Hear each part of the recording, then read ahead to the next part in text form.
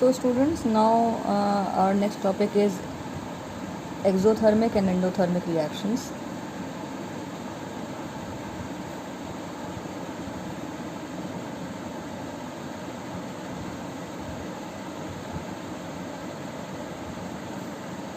Okay, so students, the exothermic reactions, first of all, let's discuss about the exothermic reactions.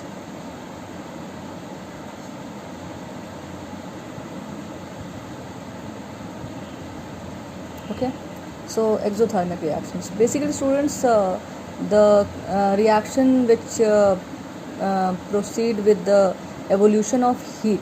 Okay, in this case, there is evolution of heat, or you can say there is release of heat. Okay, so when in a reaction there is release of heat, then it is known as the exothermic reaction, and the heat produced during the reaction is indicated by writing it as plus Q. Okay, this is the symbol for the heat released during a system.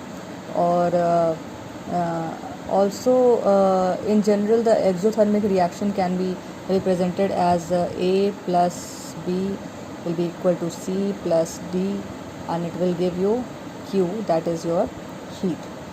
Okay, now let's come to the endothermic reactions. So students, endothermic reactions are opposite to this exothermic reactions. So basically these are the chemical reactions in which there is absorption of heat. Okay, in this case there is absorption of heat, and this is known as the endothermic reaction. In any reaction when there is absorption of heat, then in that case it is known as the endothermic reaction. Okay, and also in this case the heat is absorbed. Okay, so since the heat is added to the reactants in this reaction, and the heat is absorbed, indicated by writing the values. Okay, so in this case actually the representation of the endothermic reactions can be represented in this way.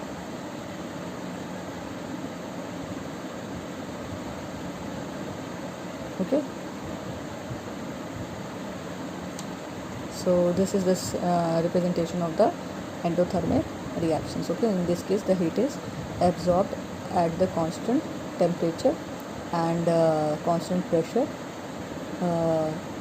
and this measures the enthalpy change in the system.